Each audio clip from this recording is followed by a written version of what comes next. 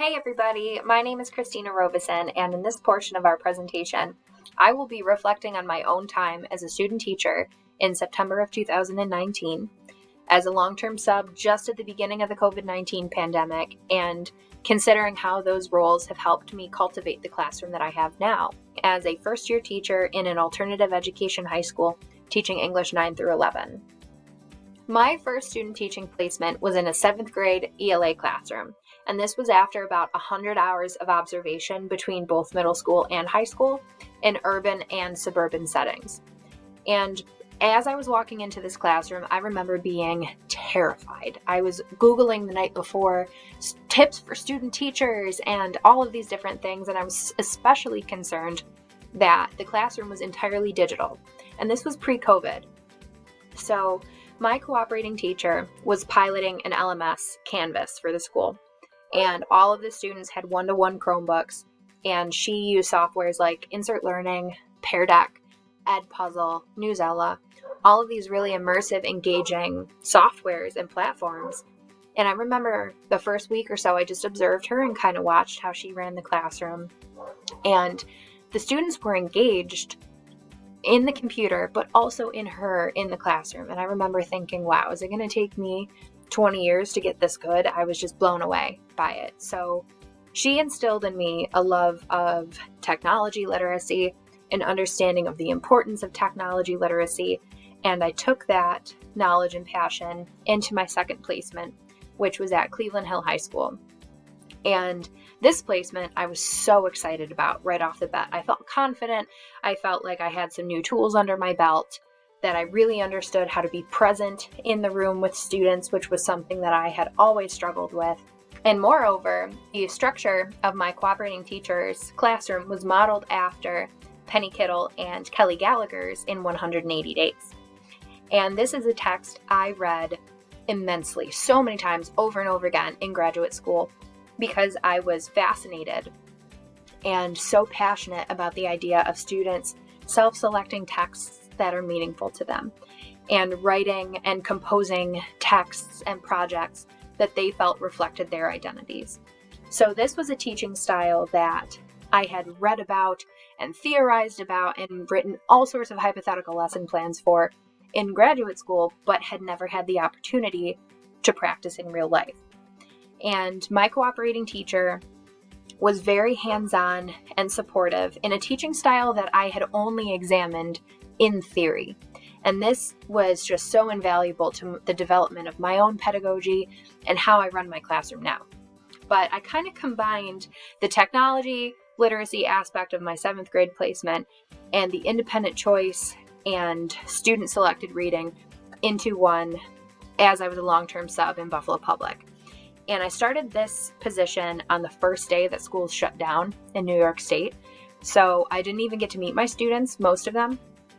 But I ended up using a independent reading and independent writing workshop style in remote synchronous instruction. So every week the students would do either a reading challenge or a writing challenge, which meant they read something of their choice and wrote about it, or they composed a purely creative writing piece. And the response was pretty excellent for an emergency remote instruction. And this experience taught me that really I just needed to chill out. I was trying to plan so far in advance. I had 3 units ready to go. And I show up to school on the first day to no students and had to completely scrap my plans. And that was a hard lesson to learn, but I'm so glad it happened early on, especially now, given these unique circumstances in this first year of teaching. One thing that I did across pretty much all of the classrooms that I have taught in or observed in has been to compile research and assessment of my own instruction through student surveys. And I would have students rank their own participation in English. I would ask them if they haven't been giving their all, why not?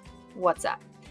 And then I asked, what can I do to be a better teacher for them? And I found these surveys to be incredibly helpful because the students are so honest, and it helps cultivate an environment of trust. It helps them understand that I'm in this room for them. My instruction is supposed to be student-centered. And if I'm assessing them, why not ask them to assess me? So this honesty has motivated me to survey students almost on a weekly basis at this point. And in moving forward, I am now considering a better way to track student goals and to hold them accountable to those goals. And most of their feedback has been pretty positive in asking students, what can I do to become a better teacher for you, or to be the best I can be for you in that moment? A lot of students write, "Nothing, you're great," which is awesome and very flattering. But now I'm pushing students to be a little bit more critical. I'm not looking for compliments. I'm not fishing for some kind of validation. I genuinely want to know how they feel our classroom is going. And this has helped create an environment where they feel heard. I feel as if they are always honest with me. And what I'm thinking of doing in the future is allowing students to collaborate in their feedback of our class, in case someone might be a little nervous to be really harsh on me. Maybe their friend is thinking, maybe we can say something like this to her. And they might get a little more comfortable and confident in bringing those things up. So things I'm thinking about for the future. And reflecting on this too, I would ask my CTs for the same kind of feedback. What can I do to be a better teacher? And this has been imperative to me to acknowledge, yes, there are things that I do wrong. I do not know everything in the world. I don't know most things in the world. Help me be a better teacher.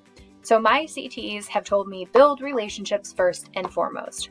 I do this now by spending as much time mingling with students and talking to them in the hallways and finding out what they're doing on their weekends, talking with them, getting to know them as people.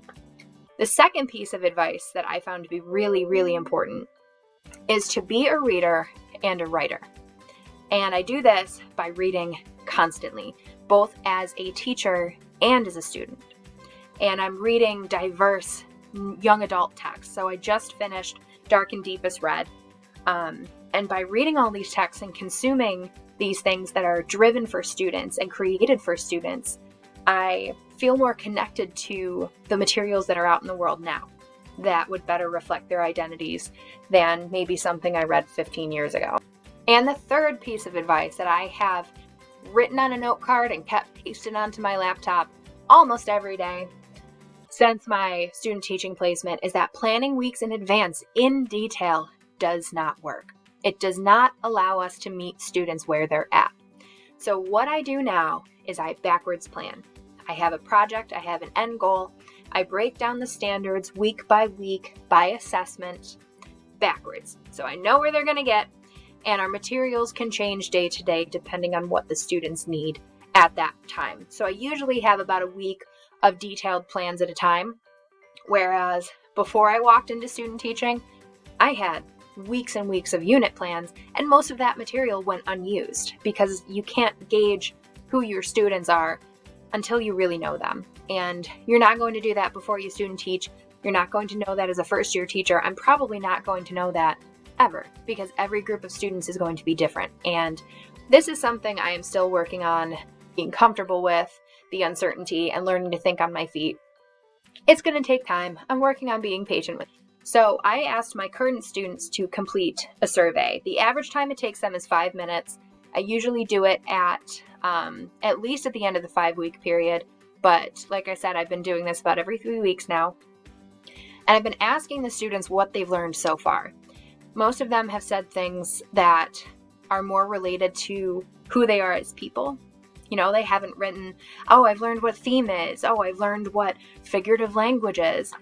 No, they learn that they're funny and they're focused and they're respectful young adults. And a lot of students know that they can listen more, that they can participate more. And one student wrote that she's learned that she can express herself through writing and not be afraid. And that to me is saying, okay, I am doing something right. I am cultivating an environment where the students are not worried about being wrong. They're okay with asking questions. They're okay with uncertainty. And these surveys are helping me track my own progress. I asked my colleagues and mentors at my current position what they think the most important elements of a new teacher are. And many of them were about building relationships and practicing empathy and having patience and being positive. And hearing this feedback from my colleagues has helped me feel very much supported in my instruction, because the only thing that really matters to me at the end of the day is that my students feel safe and supported. So hearing their feedback and hearing that this is the culture of the environment in which I work has been imperative in building my own confidence as a teacher. 2 practices that have been foundational in my own pedagogy in my current classroom started way back in my student teaching, and that is the use of technology and engaging technological literacies in the class, and using modern, diverse young adult texts that are more inclusive and more representative of student identities than maybe the text that we read 15 years ago. And I hope to combine these two, and I hope to soon get my students into self-selected texts and being critical of the text that they have in their daily lives. And some advice that I would give pre-service teachers and emerging teachers would be to ask questions shamelessly. Do not be embarrassed to not know something. We should celebrate your questions. And ask your students to complete a survey. Ask them to critique you. Be open to it, and keep yourself at the same level as a student, right?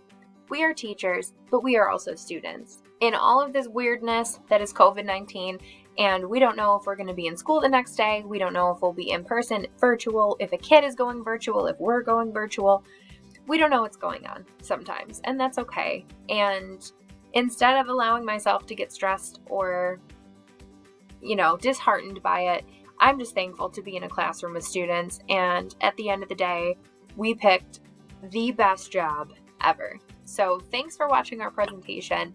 The 4 of us have spent a lot of time reflecting on our own teaching, and we'll continue to reflect on our own teaching throughout the rest of our careers. So thank you so much. Have a good rest of your day. Be healthy, be well.